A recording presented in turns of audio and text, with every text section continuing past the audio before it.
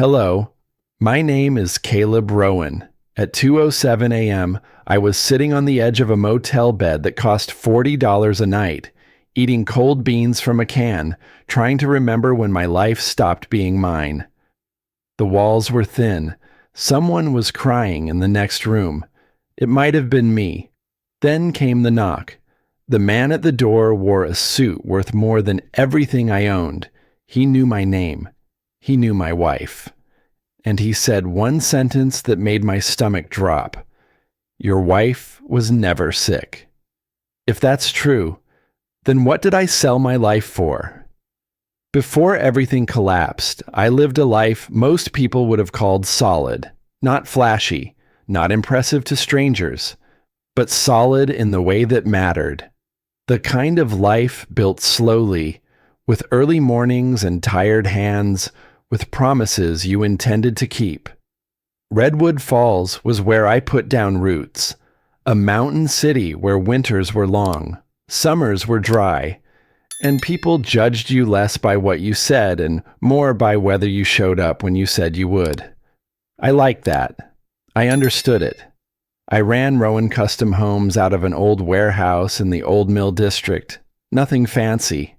A few trucks, a small office, the smell of sawdust that never quite left your clothes. We built houses the long way. Measured twice, cut once. No shortcuts, even when clients pushed. Especially then. The house I was proudest of wasn't one I sold. It was the one in North Ridge, just outside the city. I built it myself over 2 years. Nights, weekends, every beam, every corner joint. I poured the foundation with my father watching, arms crossed, not saying much. When it was framed, he ran his hand along the studs, checked the corners with his eye, and finally nodded. Good bones, he said. From him, that was high praise. That house held my life. Elena used to tease me that I loved the workshop out back more than the living room. Maybe I did. That shop was where I taught Mason how to hold a hammer without smashing his thumb, where Lila sat on a stool doing homework while I sanded cabinets, humming to herself, already hearing music the rest of us couldn't. Mornings started early. I was up before 6, coffee black, work boots by the door. Elena usually left notes on the counter, lunch in the fridge. Don't forget Mason's practice. Love you. 14 years of marriage, and I still believed every word. Mason was all elbows and quiet intensity, forever trying to grow into himself. Lila was softer, sharper in different ways. Violin case treated like it was made of glass. She got that from my mother. The music, the sensitivity. Sundays belonged to my parents. Thomas Rowan had run his own construction crew back when everything was done by hand and stubbornness. Even in his 70s, he walked job sites like they were his territory. My mother, Margaret, fed everyone like she was afraid the world might run out of food if she didn't. Those dinners mattered. They grounded me, reminded me that what I was building wasn't just houses. It was continuity. At work, my crew trusted me. Owen Calder had been with me almost a decade. He'd lost his wife years earlier and somehow still showed up every morning on time, steady as a post set in concrete. Men like that don't give loyalty lightly. You earn it. And I thought I had. Looking back now, I replay that time like it's a photograph left too long in the sun. The edges blur, the details fade, but the feeling stays. I remember a Thursday in early spring, Elena standing in the doorway, sunlight catching in her hair, Mason arguing about breakfast, Lila practicing scales upstairs, my phone buzzing with job updates. Nothing was wrong yet. That's the cruelest part. Disaster doesn't announce itself. It waits until you're comfortable, until you're confident, until you believe the ground beneath your feet is permanent. I kissed Elena goodbye that morning without knowing it was one of the last times it felt real. I walked out of a house I built with my own hands, believing I'd return to it the same man. I had no idea that within months I'd be counting dollars in a motel room, wondering how a life that solid could disappear so completely. And I had no idea that the person standing closest to me was already holding the match. The first sign wasn't dramatic. That's what fooled me. Elena started coming to bed earlier, saying she was tired. Not the good kind of tired, not the earned exhaustion we both knew. This was different, heavy, like sleep didn't help. She said her stomach felt off sometimes, a dull ache, nausea that came and went. I told her to see a doctor. She waved it away. Stress, she said. Everyone was stressed. The kids' schedules, my workload, life. She smiled when she said it, but the smile didn't quite reach her eyes. I noticed that. I just didn't know what to do with it yet. A week later, she skipped dinner. I came home to find her sitting at the kitchen table, hands wrapped around a mug that had gone cold. She said she'd eaten earlier. I asked if she was okay. She nodded too fast. "Caleb," she said, "don't hover." So I didn't. That was the kind of husband I was. I respected space. I trusted. The call came on a Tuesday.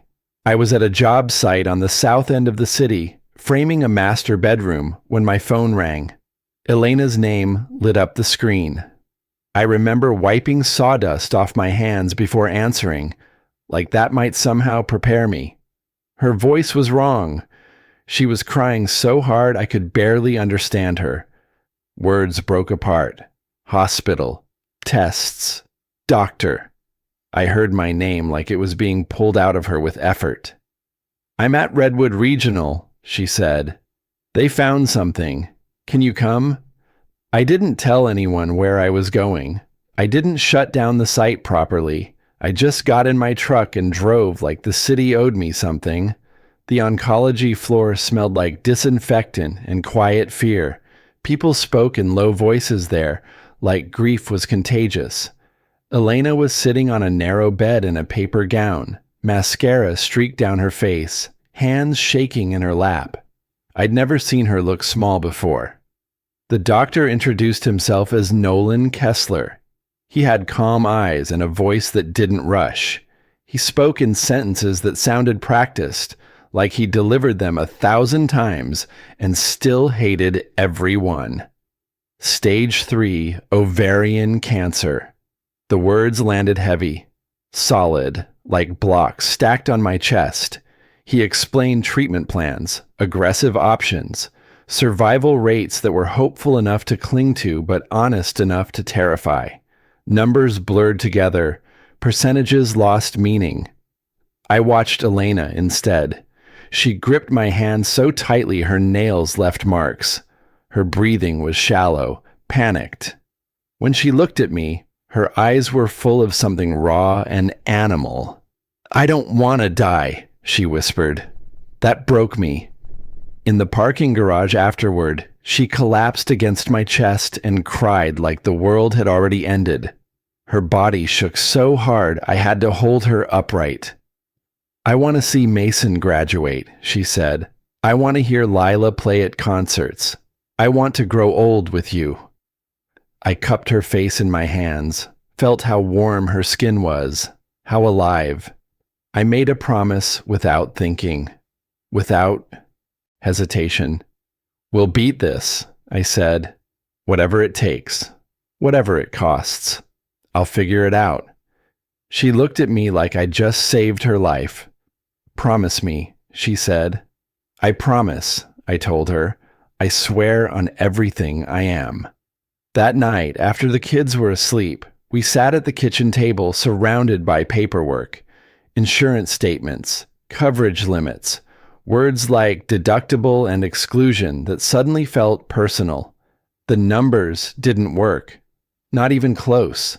Insurance would cover some of it. Not the experimental treatments Dr. Kessler recommended. Not the long-term protocols, not the parts that actually mattered. I told Elena not to worry. I told her we had equity, assets, options. She reached across the table and squeezed my hand. I don't know what I'd do without you, she said softly. I didn't notice how carefully she said it, how controlled. All I saw was my wife, terrified and fragile, leaning on me the way I thought spouses were supposed to. I didn't question the timing.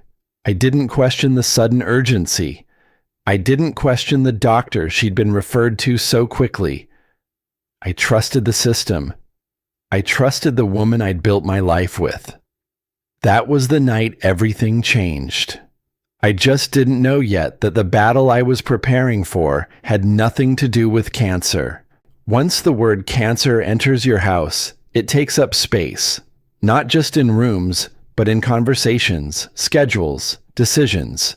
It pushes everything else aside and dares you to argue. I didn't. I became efficient, focused. I made lists the way other people pray. I started waking up earlier, staying out later. I took every job I could without asking what it would cost me physically. Remodels, additions, emergency repairs. I stopped saying no. Money had become a clock, and I could hear it ticking. Elena's treatments began within days. Redwood Regional felt colder every time I walked through its doors. Dr. Kessler spoke with confidence about protocols and response rates. He recommended an aggressive combination, not fully approved yet, but promising. The word promising became my oxygen. Insurance disagreed. The first bill arrived 2 weeks later. $47,000 for diagnostics, scans, consultations. Insurance covered a fraction. I paid the rest from our savings without telling Elena how close it took us to zero. I didn't want her worrying about money while she was fighting for her life. That was my job. She insisted I didn't need to come to every treatment, said someone had to keep working. She smiled when she said it, kissed my cheek, told me to focus on providing for the family. I thought that was love. I didn't notice how often she asked for receipts, how closely she followed every transfer, how she started handling the bills herself, saying it was easier that way. By the second month, the numbers stopped making sense. Cash flow in construction is a fragile thing. You pay crews and suppliers long before clients pay you. It works when you have margin. It collapses when you don't. I sold my excavator first, the machine I'd saved 3 years for, then the dump truck, then the crane. Tools followed.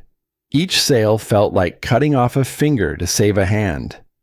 Clients started calling about delays.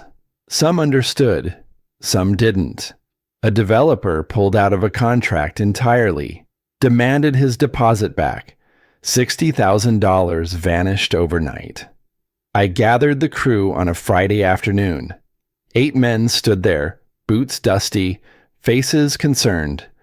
I told them I had to shut down temporarily. I told them I was sorry. Owen Calder didn't say anything at first. He just nodded, slow and grim. When everyone else had left, he stayed behind. "How much?" he asked. I laughed, a short, ugly sound. "More than you should ask." He reached into his jacket and pulled out an envelope. $20,000. His life savings. I tried to refuse. He cut me off. "You took a chance on me when I didn't deserve it," he said. "Let me return it." I took the envelope. Pride is a luxury you don't get to keep when someone you love is dying. Dr. Kessler recommended an experimental addition to the treatment plan during our third meeting. He spoke carefully, professionally. He said he'd seen tumors shrink dramatically. He said Elena was a good candidate. "How much?" I asked. $180,000, he said. Elena started to object. I didn't let her finish.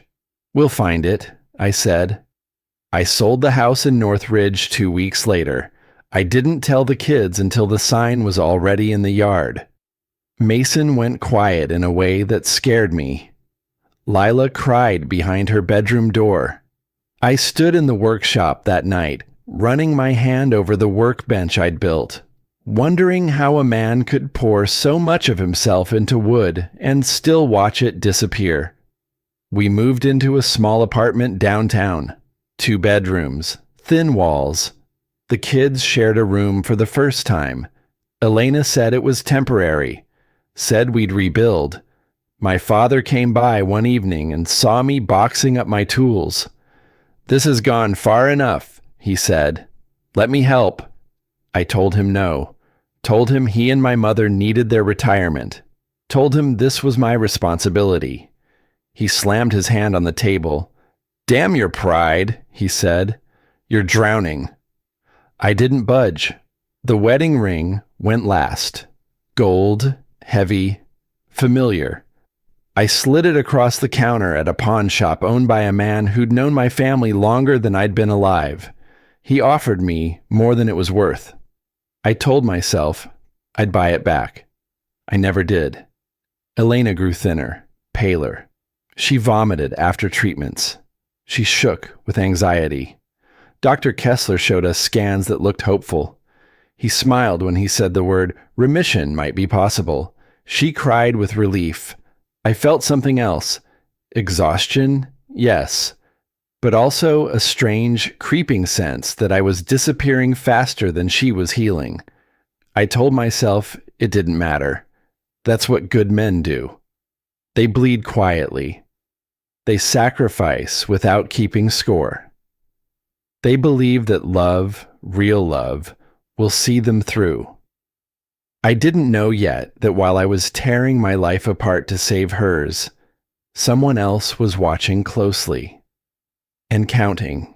Selling a house is supposed to feel like a transaction. Paperwork, numbers, signatures. Selling the house you built with your own hands feels like erasing proof that you ever mattered.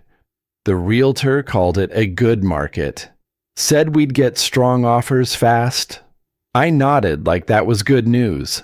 I didn't tell her I still knew which floorboard creaked near the stairs, or that the back porch railing was reinforced because Mason once tried to climb it like a jungle gym.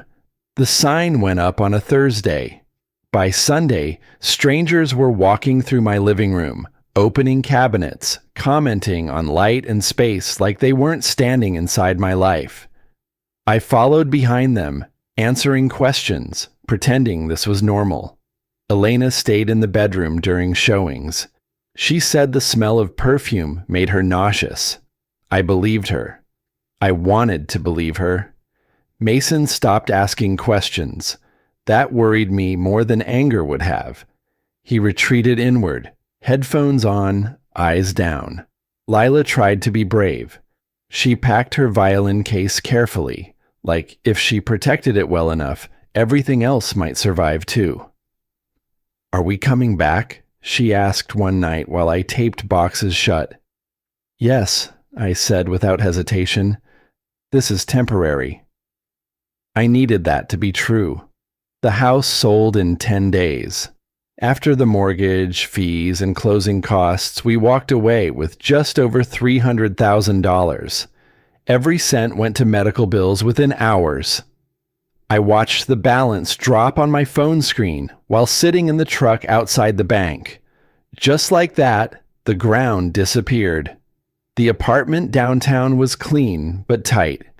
2 bedrooms, 1 bathroom, windows that looked out over concrete instead of trees. The kids shared a room. They didn't complain, but I heard Lila crying at night, trying to be quiet so no one would notice. I noticed. Elena said the place was fine. She said she liked being closer to the hospital. She started spending more time on her phone, texting people she said were from her support group. When I asked about them, she shrugged. "They understand what I'm going through," she said. "You wouldn't." That stung more than I expected. I was packing tools one evening when my father showed up unannounced. He stood in the doorway of the apartment, taking it all in. The boxes, the bare walls, the exhaustion I'd stopped trying to hide. "What are you doing?" he asked, nodding at the tools. "Selling what's left," I said, "just for a while." He stepped inside and closed the door behind him.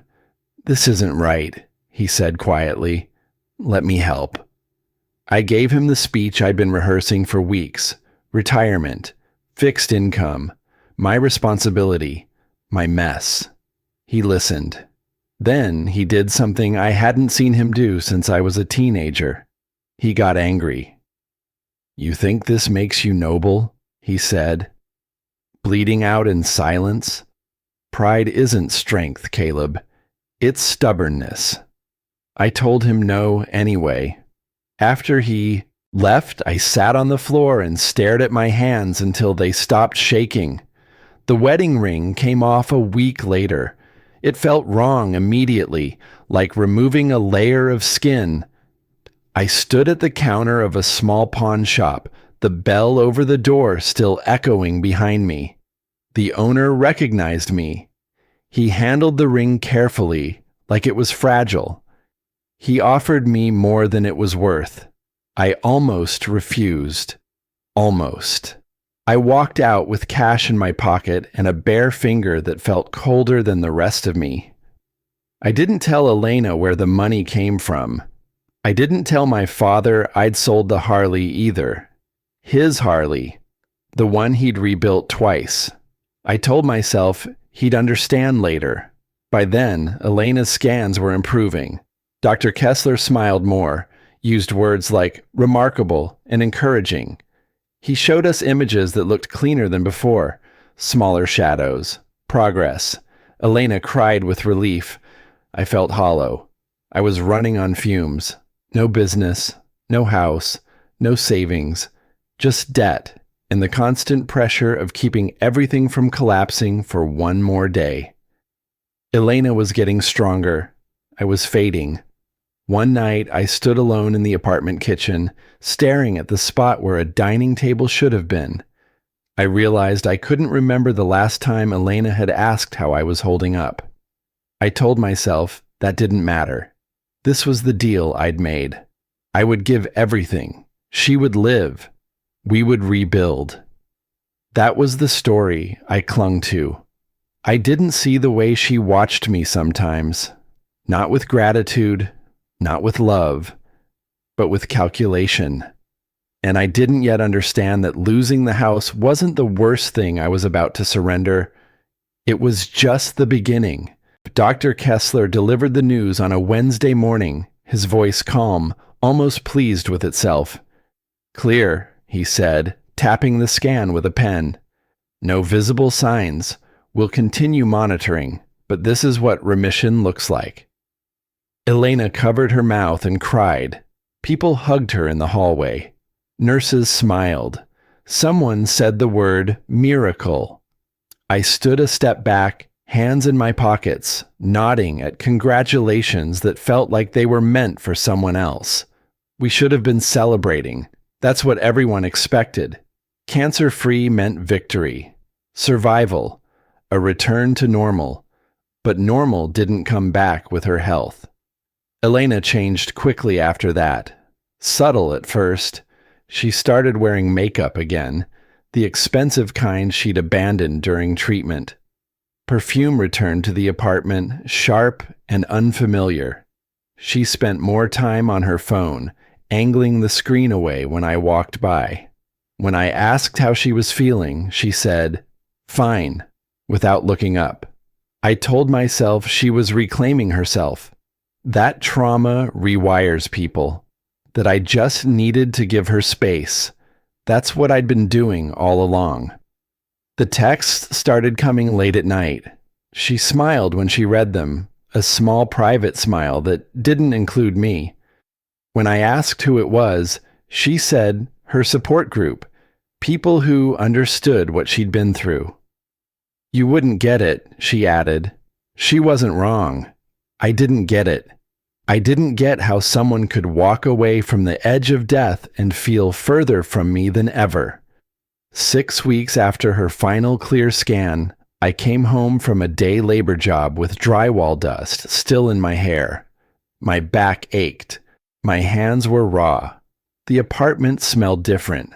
Her perfume hung in the air, heavy and deliberate. Suitcases were open on the bed. Elena was folding clothes with careful precision, smoothing each piece before placing it inside. She didn't look surprised to see me. If anything, she looked relieved. "What's going on?" I asked. "Are we going somewhere?" She didn't answer right away. Finished folding a blouse, zipped the suitcase halfway closed. Then she finally turned to face me. "I'm leaving you, Caleb." The words didn't land. They hovered, weightless, like they were spoken in another language. "I don't understand," I said. "You're better. We're supposed to—" "Rebuild?" she interrupted. "You don't rebuild from this. Look at you." Her eyes moved over me slowly. The worn boots, the faded shirt, the exhaustion I could no longer hide. "You're working day labor," she said, "living in this place, wearing the same clothes over and over because you sold everything else. I sold everything to save your life. And that," she said, almost smiling, "is exactly the problem." She laughed then, not nervous, not sad. Sharp and cruel, like a sound she'd been holding back. "A real man wouldn't have lost everything," she said. "A real man would have found a way to keep his business, his house, his dignity." I felt something tear inside my chest. "I gave up everything for you." "No," she said, "you gave it up because you're weak." She picked up a folder from the nightstand and handed it to me like she was passing across an invoice. "My lawyer prepared these." The name on the letterhead jumped out at me. Julian Mercer, the divorce attorney with the billboards downtown. The one who advertised taking people for everything they were worth. "You're sleeping with him," I said.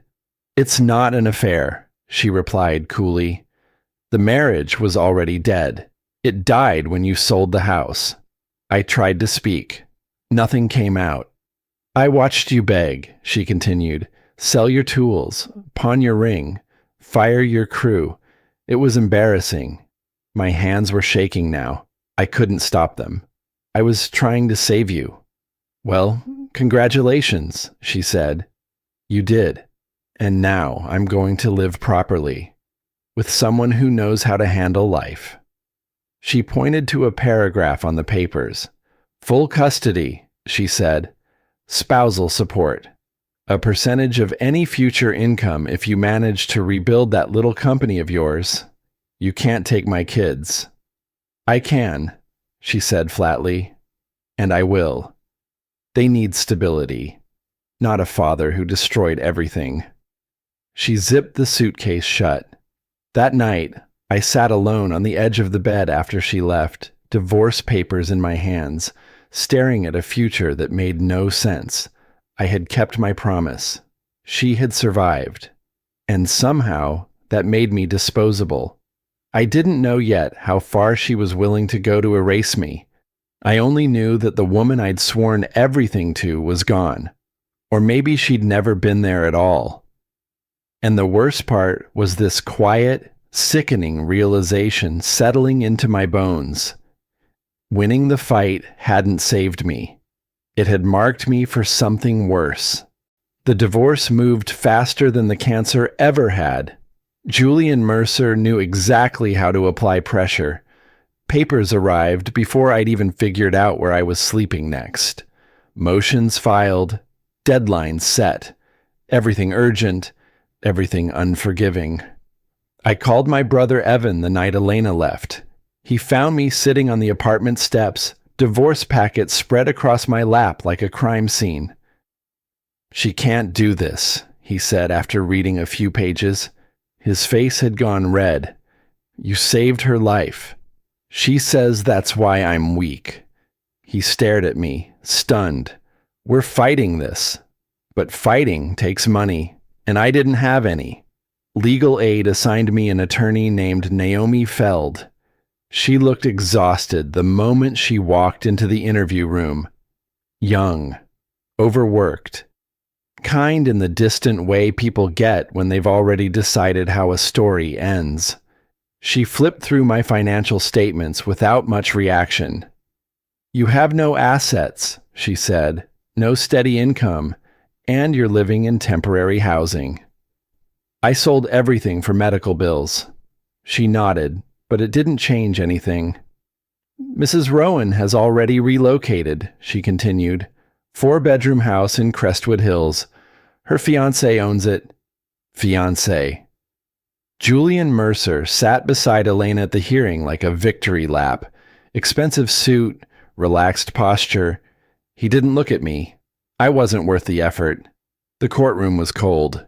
Judge Alistair Crowe presided with the practiced neutrality of someone who'd seen every version of this story and learned to detach from all of them. Elena testified first. She cried on cue, spoke softly, painted me as reckless, unstable, emotionally fragile. She said I'd made unilateral financial decisions, that I'd endangered the children's future. I'm concerned about his mental health, she said, dabbing her eyes. He's not the man he used to be. I wanted to stand up and scream that she'd stood beside me while I sold my life piece by piece for her, that she'd watched me bleed and called it love. Instead, I sat still. When it was my turn, I told the truth. I talked about the bills, the treatments, the choices I made because I believed my wife was dying. I talked about selling the house, the business, everything. Mercer rose smoothly. Your Honor, he said, my client's medical records are private, but I can assure the court that standard treatment would have sufficed. Mr. Rowan chose extreme measures that bankrupted the family unnecessarily. Unnecessarily? Judge Crowe asked where the medical documentation was.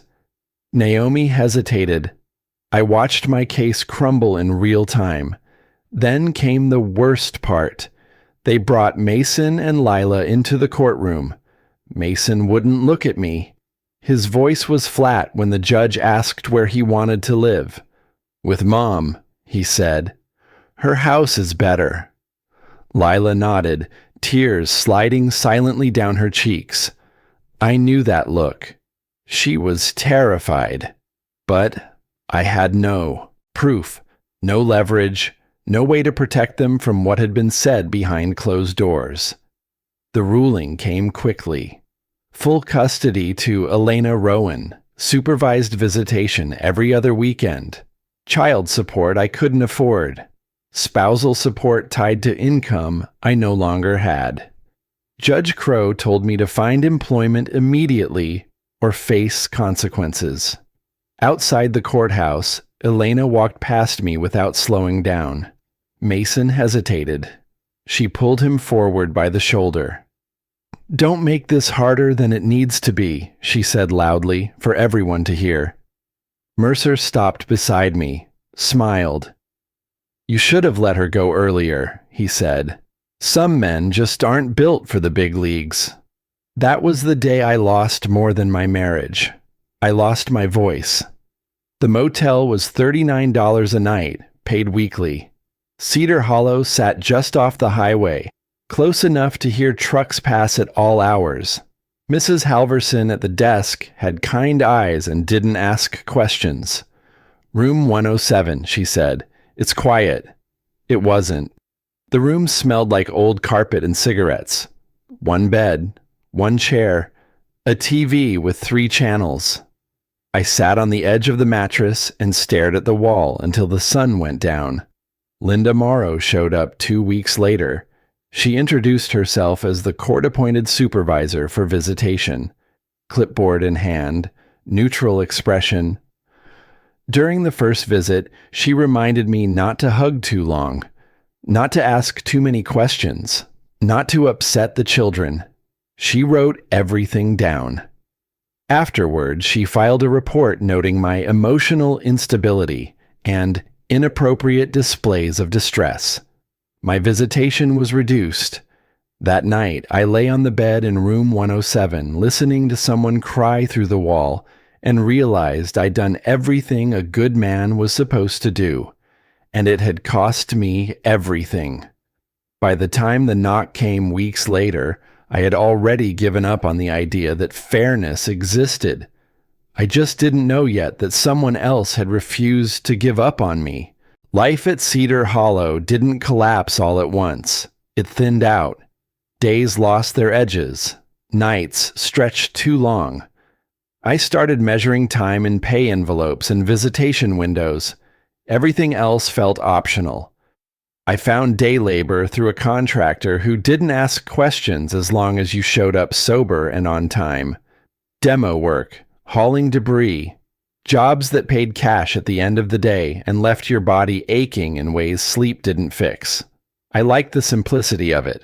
Lift, carry, tear down. No decisions. No hope required. Room 107 became a place I passed through more than lived in. I kept my things stacked against one wall like I might leave at any moment, even though I never did.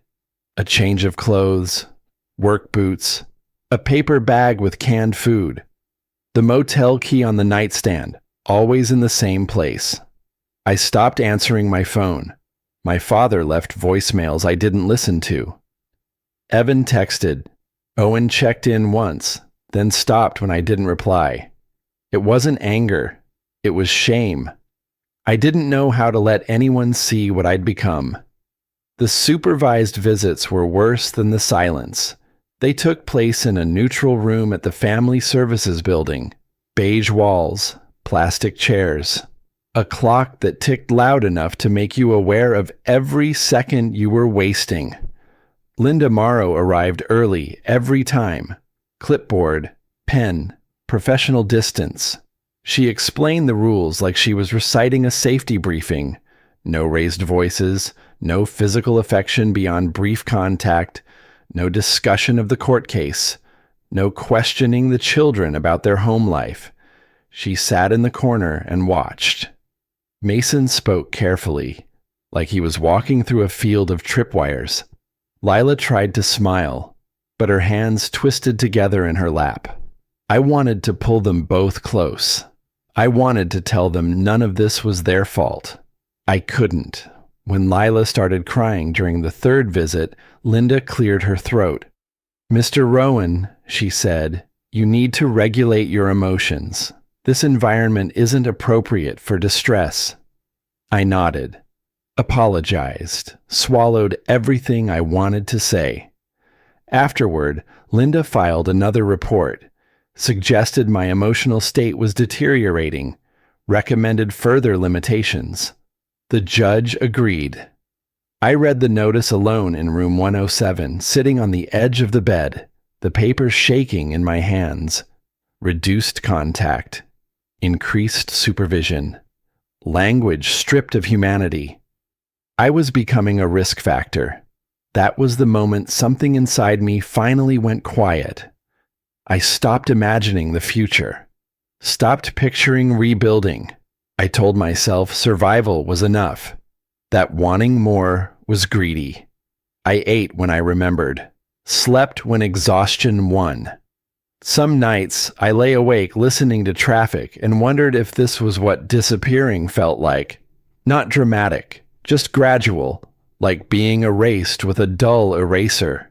Weeks passed like that. Then one night, at just after 2 a.m, I was sitting on the bed with a can of beans in my hand, staring at the wall, thinking about nothing at all. That's when the knock came, sharp, confident, out of place. I remember thinking it must be a mistake. No one came looking for me anymore. I almost didn't answer. But something in that knock felt deliberate, like it knew where I was. I opened the door.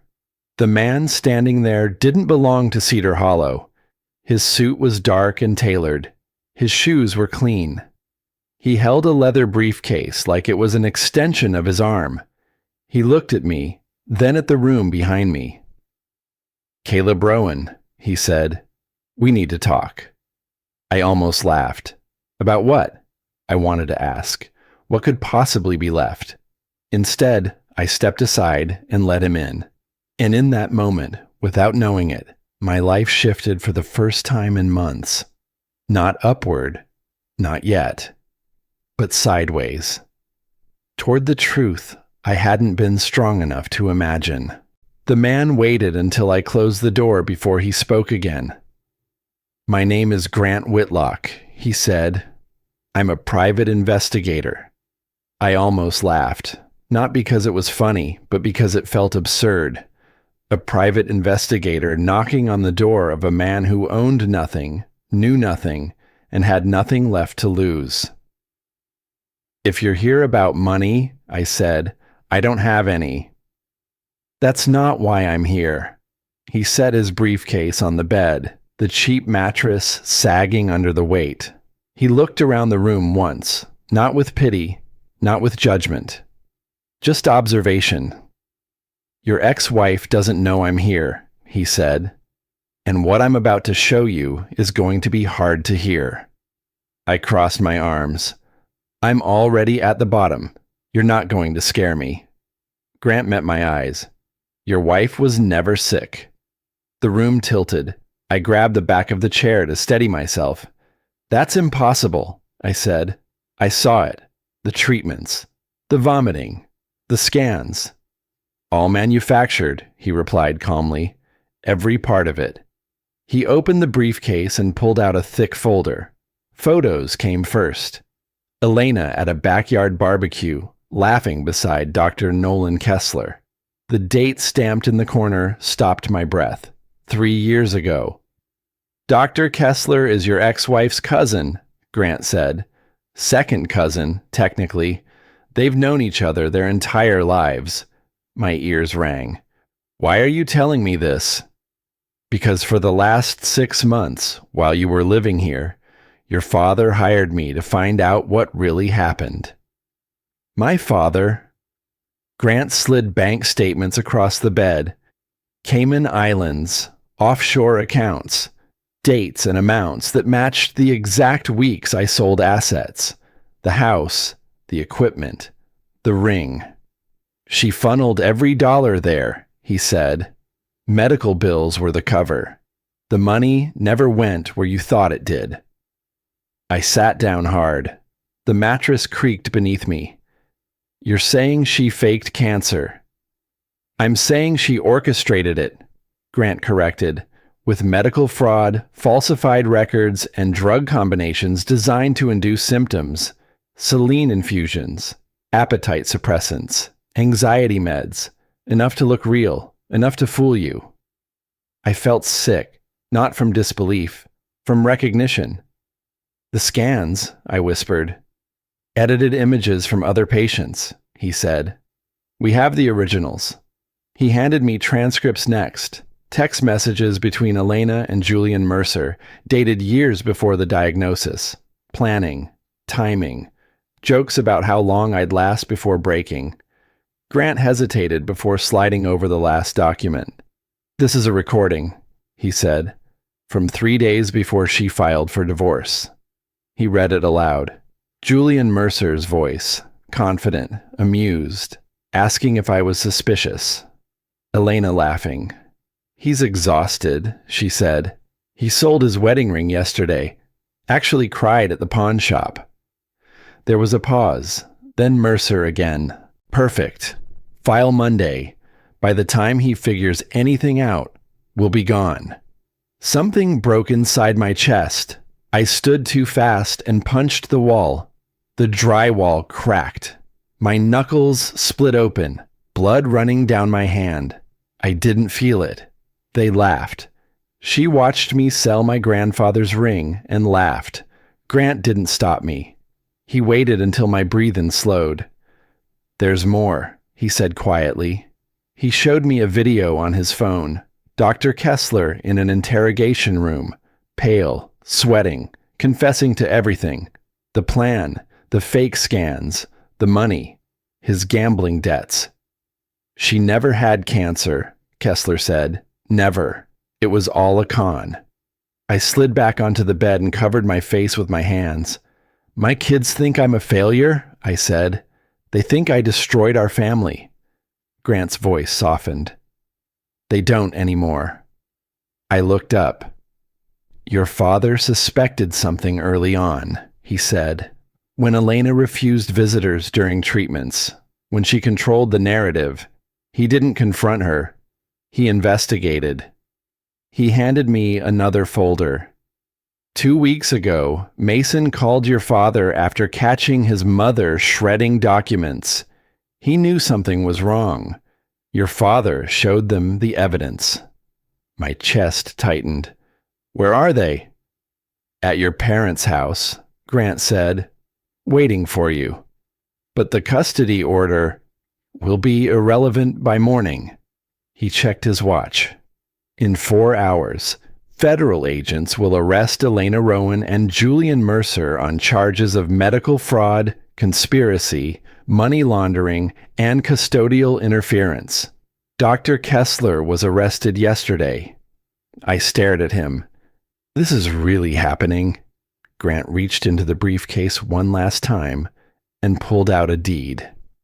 Your father bought your house the day you sold it, he said, through a trust. It's been maintained. Your workshop untouched. My address stared back at me from the page. He also kept your business licenses active, Grant continued, turned away clients, told them you'd be back. The tears came then, hot and uncontrollable. There's one more thing, Grant said, standing. He handed me a set of keys. Your truck's in the lot. He's been maintaining it. He moved toward the door, then paused. Your father asked me to tell you something, he said. He said, my son gave up everything for love. That doesn't make him weak. It makes him dangerous to the wrong people. After he left, I sat alone in room 107, surrounded by truth. For the first time in months, the ceiling didn't look like an ending. It looked like a threshold. And I finally understood something that changed everything. I hadn't been abandoned. I had been protected. And the life I thought was over was about to demand that I stand back up and face it. I didn't sleep after Grant Whitlock left. I showered in the tiny bathroom of room 107, letting the water run until it turned cold, scrubbing motel grime and months of resignation off my skin. I put on the cleanest shirt I owned and wrapped my bleeding knuckles with a towel. When I stepped outside, the air felt different, lighter, like the night had loosened its grip. My truck was waiting under the flickering parking lot light. Same dent in the tailgate. Same crack in the windshield from when Mason had thrown a baseball too hard 2 summers ago. I sat behind the wheel for a long moment with my hands resting on it, breathing in oil and dust and familiarity. Then I drove. Dawn broke as I pulled into my parents' driveway. The porch light was still on. The house was awake. Everyone was awake. The front door opened before I could knock. Lila ran first. She slammed into me so hard I staggered, her face pressed into my chest, sobbing apologies she didn't need to make. Mason followed, quieter but fierce, arms locked around me like he was afraid I'd disappear if he let go. We're sorry, Dad, he said. She made us say those things. I know, I told him. I know. My father stood back, watching, his eyes tired and steady. When the kids finally let go, he stepped forward and put a hand on my shoulder. Come inside, he said. Your mother made breakfast. Inside, the house smelled like coffee and bacon and normal life. My mother cried when she hugged me. Evan clapped me on the back like he was trying to knock sense into the last few months. For the first time since the diagnosis, I felt anchored. My phone rang mid-breakfast. Agent Sarah Cole introduced herself and spoke plainly. Elena Rowan and Julian Mercer were in federal custody.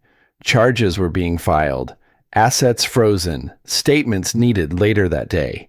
When I hung up, no one cheered. My father just nodded once. "Justice," he said. "Now we rebuild." The days that followed were busy in the way healing often is. Statements, depositions, courtrooms that felt different now that truth was allowed inside them. Linda Morrow was called in. She read her reports back to herself in a quiet room and didn't argue when she said, "I was wrong." It wasn't an apology. It didn't need to be. Custody was restored. Fully. Immediately. The house in Northridge was exactly as I'd left it. The workshop smelled like sawdust and oil. My tools were lined up where they belonged. I stood there alone for a long time, running my hand along the workbench, feeling the grain, the permanence of something built right. Rowan Custom Homes reopened quietly. Owen Calder was the first to walk back in. Then the rest of the crew. Smaller than before, but solid. Clients returned. Some apologized. Some didn't need to. I kept the motel key from room 107 on a hook in the workshop. Not as a warning, as proof. Months passed. One Saturday morning, Mason and Lila helped me build a bookshelf for my mother. Lila sanded carefully. Mason measured twice. When Lila asked how you trust anyone after something like this, I told her the truth. "You trust," I said, "and you verify.